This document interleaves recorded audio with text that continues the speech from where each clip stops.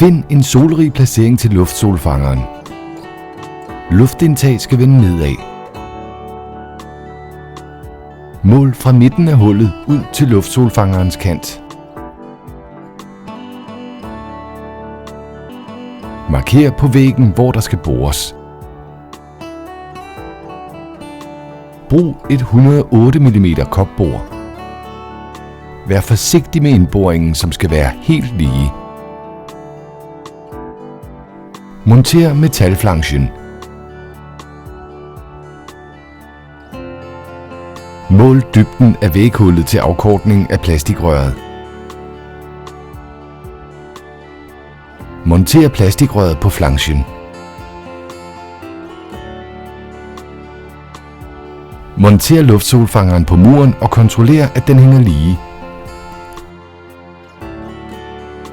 Indvendig diffuser monteres.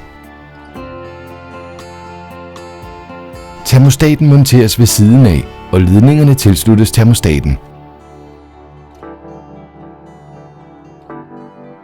Dæksled monteres og skrues fast.